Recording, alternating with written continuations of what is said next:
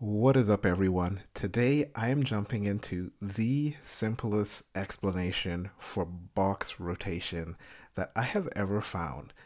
Believe it or not, even up to the past few weeks, few days maybe, I had been struggling with box rotation still. Okay, I could sketch around and finally make it look kind of correct, but to get it right and to really understand box rotation, just recently, this explanation has unlocked this idea for me in drawing totally. So if you have ever struggled or are struggling with box rotation, today is your lucky day.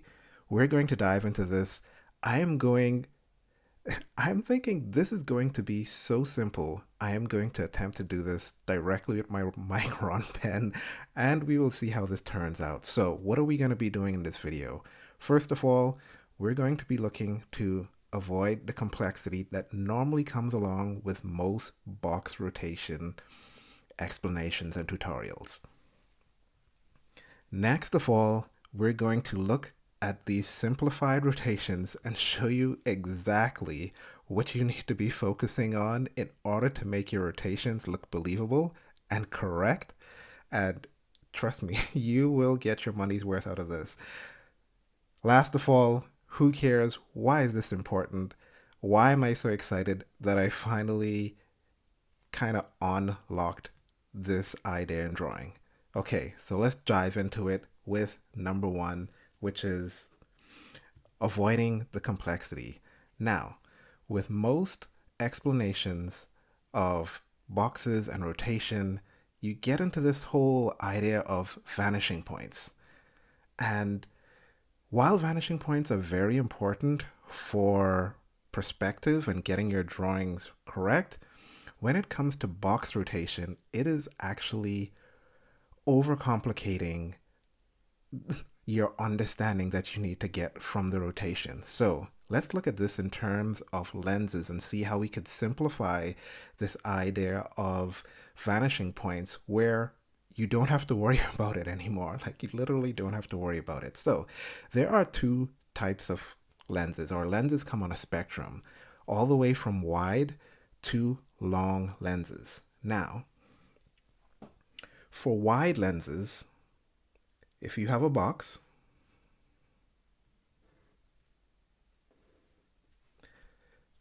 what a wide lens does is it really compresses those angles or creates very sharp angles towards the vanishing point. So the wider your lens, the more your lines converge towards the vanishing point. So we have one line going towards the vanishing point here. In a wide angle lens, these lines really converge towards that vanishing point.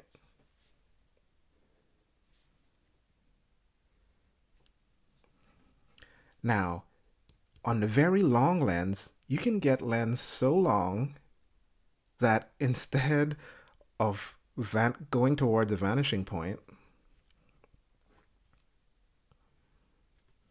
your lines actually just stay parallel.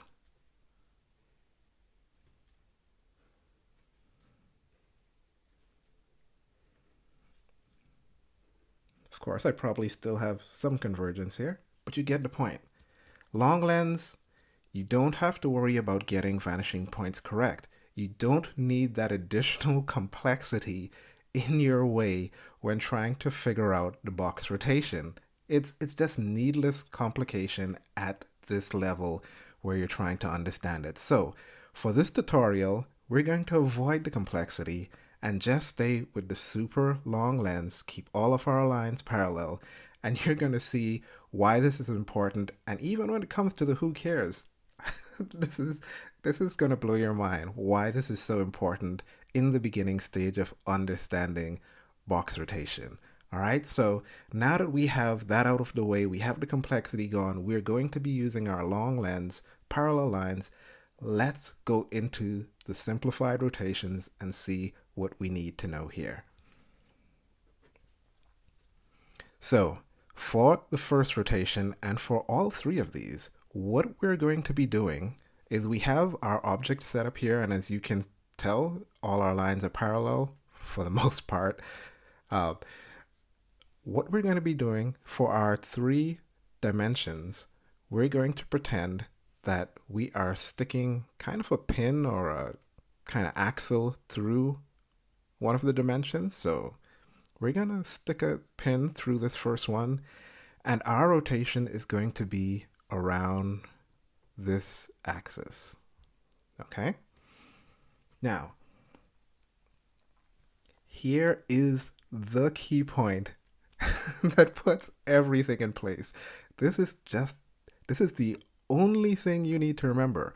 Once you have your axis identified, and we're just going to repeat this process for the rest of these rotations. All right, I'm so excited.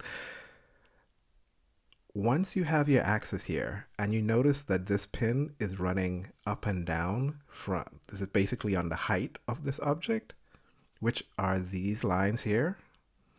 To get a proper rotation, all you have to do is to make sure that on every other image you draw in your rotation, you just keep these up and down lines in the same parallel direction as the ones you already have. Okay, all right, so we're going to do a rotation here now and show you how this works. So I'm swinging this around. So I'll put my first mark here because it's gonna kind of swing around like that. So we know that it'll swing out, right? So remember parallel lines. So this one is like that. We got a parallel line. And now, where do the down arrows, the down lines go? Well, they go parallel to these ones. So we're gonna go straight up and down. And you just have to trust it, right? Parallel and parallel to here. Straight up and down. We do another one. And my boxes apparently are slightly different widths. But again, straight up and down because it's parallel, and parallel to the top ones. If we have another one coming here,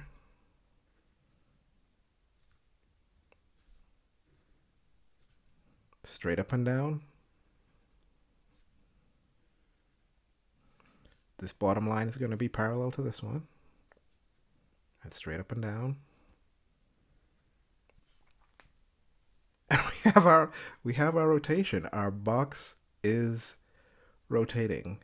We can do as many of these as we want, almost without thinking. This is going to be parallel,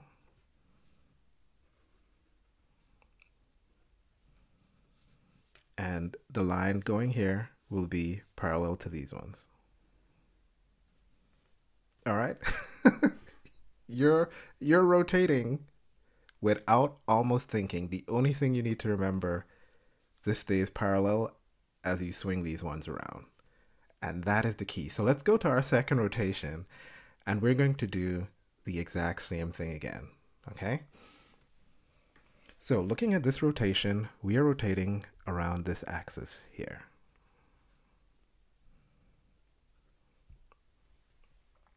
So which parallel lines are going to remain constant? All your lines going in this direction will remain, hopefully, as much as possible, parallel to these lines here.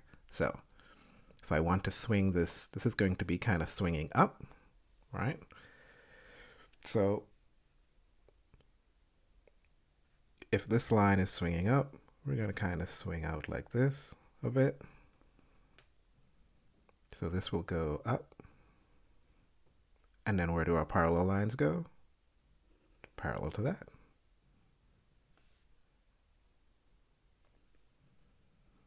This line is going to be parallel to this one.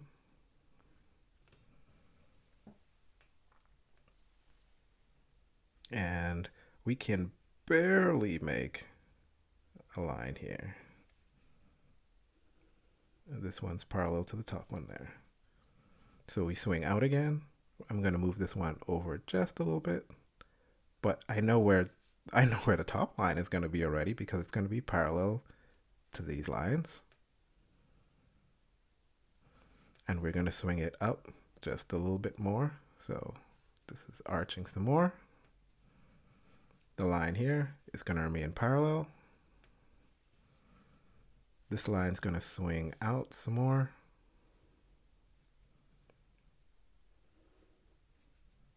This line's going to be parallel here. And then this line is parallel. This line parallel to this.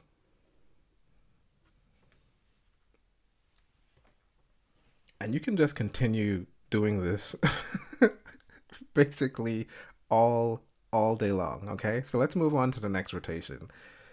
The next rotation here, we have a pin going through this way, so we're going to be kind of spinning it around in kind of this fashion here. So which lines are going to remain constantly parallel through all the figures? It's going to be this line here. So, so because I know this line is going to be parallel continuing, I can already draw that line. And now if I'm swinging this up, I know that this will come a little bit higher. This line remain parallel to this one. Now, if this was to rotate, these lines would go in this direction because they're swinging in.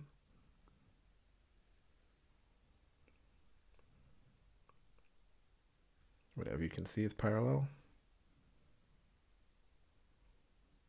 And this line is parallel to this line out here. So we got another one. We're going to swing it up even more.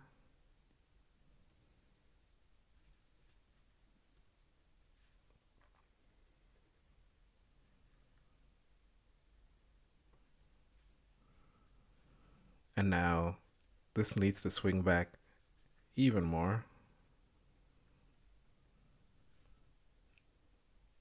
And here's another thing. You can swing this as much as you want, right? So I can swing it down here some more, or and this is a good segue into the next section I'm going to talk about. I can swing it some deeper this way, or I can even go, you know what? I want this to be a far swing. I'm just going to push it this way. Oops, not quite as parallel. So I'm going to draw this through here. This remains parallel. This line coming down has to be parallel with these ones. And now I have it swinging far out this way, like a far swing. Like you can, it just works. It just works. So, okay, so those are rotations. So those are the simplified rotations. Let's say, who cares about this, right? So here is the thing. One of the things I have been doing is looking at how several persons draw. Tom Fox draw. I went on his Instagram and noticed he was drawing characters just out of his head in ink. And part of the problem why we as artists have trouble doing this is because we actually, one, don't know the shape of the things we're rotating, and two, even if we knew the shape, we still don't know how to rotate things and have them line up properly. So the idea is here you're taking a simple box, a simple object that you definitely know the shape of. So you're removing, again, avoiding complexity, but now you're just dealing with the rotation. If you cannot rotate a simple box in space and get it to do exactly what you want it to do, there's no way you're going to be able to sit down with a pen and draw something even more complicated than a box just in all these different random positions and get it to do exactly what you want it to do. And here's the beauty of knowing rotation really well. Because I know rotation really well, I know exactly where I need to leave space. I know exactly how to get the box to do exactly what I want it to do without fail, which allows me to then be able to use my micron pen in a demonstration even like this and not be too worried about messing up because I know how to position the object. So this gives me freedom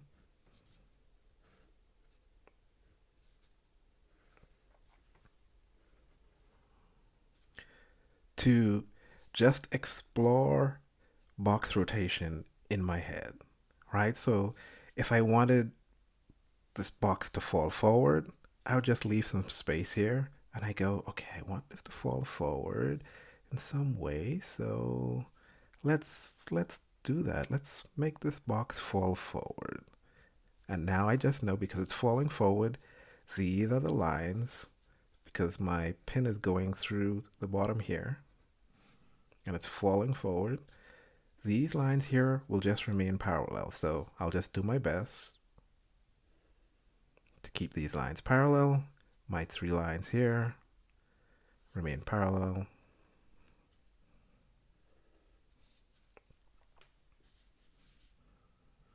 This line that goes across the bottom will be parallel to these. This one coming down will be parallel to these. Then I can complete the one in the back here now that I know that I have the space. I can say, yeah, let's drop this a little bit more. Again, once I keep it parallel, it's all good. This line is parallel to this one.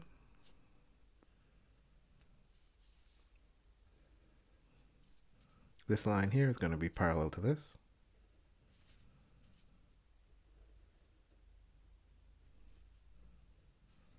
I can get overlap. I can then decide, you know what, I want to turn this out a little bit. So now that I'm turning it this way, these lines will remain parallel. But now these lines will swing out.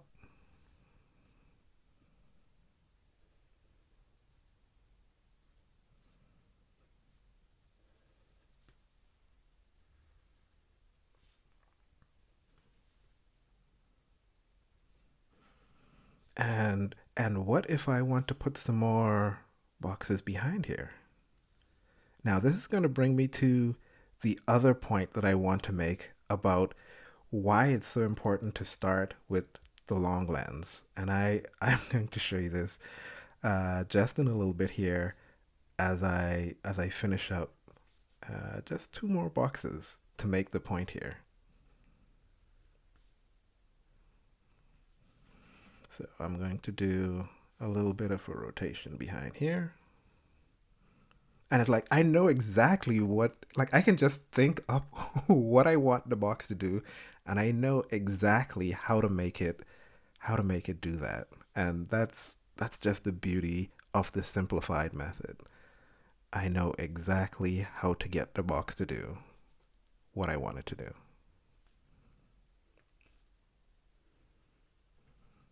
Okay, so here's the deal.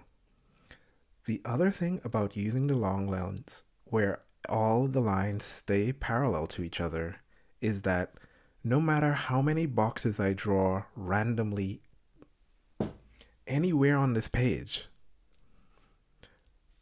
they're going to look like they're in the same environment. The challenge that is, and the added complexity that's added with the wide angle lens is if your convergence toward that vanishing point isn't similar between all the objects, it will actually look like some of your objects are in a completely different scene because they are merging at a different rate towards the vanishing point. Again, just an additional complexity that's going to make your drawings look not quite correct, but when you're doing the extremely long lens, every single box you put down looks like it belongs to that scene.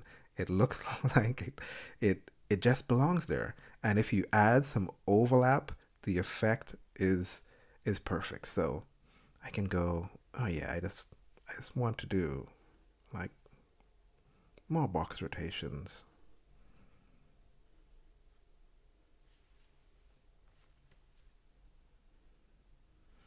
And it always looks like it's a part of the scene, no matter what I do. Um, you can put another one down here.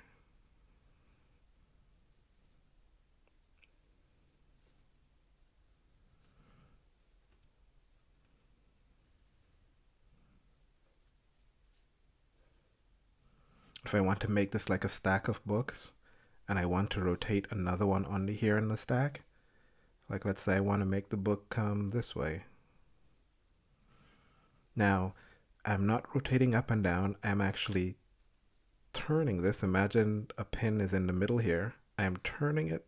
So this line just needs to stay parallel for me to accomplish this.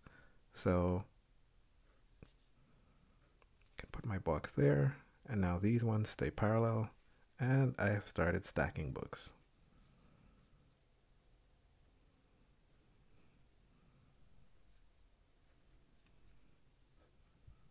Okay? And that's all you need to know. I mean, I have started using this now in my drawings, and you will see in my next sketchbook tour that I am now doing a lot more direct drawings where I'm just drawing straight without erasing one line. No more um, searching for the right line, no more scratches trying to get it correct. You can just draw it directly. And this is why this is the simplest method. Taking away the complexity, make sure you're focusing just on the long lens, all your lines parallel, and then all you have to remember in your head is for the rotation, where am I rotating it? Which axis am I rotating it around? And then keep those lines parallel through all your boxes. So if it's a rotation like this, you keep all of your lines going from front to back parallel to the first ones you set down, and your box will rotate without fail. Rotation here, once this line remains parallel, all of these boxes will rotate, even if I decide to do an extreme rotation after I've already put down the first initial side plane there. It's like it just works. And this allows you to free up, to be, let your mind just roam freely. You know exactly how to get the box into position you want it to once your mind goes, you know what would be cool? You know it'd be cool if I just tilted this box this way now, and what if I now started, like, you can just let your mind go crazy in this practice, and you will be able to take what's in your mind and put it on the page. And that is one of the beautiful, I almost said beautifulest, that's one of the best feelings that I've had in a long time in drawing. Just having this confidence that I can imagine something in my head, even if it's as simple as a box, I can imagine it, and then I can just draw it. And I can do it with a pen without erasing. This is super cool. I think this is the simplest explanation that I have found. It strips away the complexity and leaves you with just what you need to know. And now that you understand this, once you can do this in pen, now you can go back and start introducing more wide angles, seeing that you actually understand what's happening with the rotations, and you can create more dynamic scene. I hope this was helpful for someone out there who is struggling. Let me know in the comments. Have you ever struggled with this? What do you think about the explanation? And I'll see you in the next video.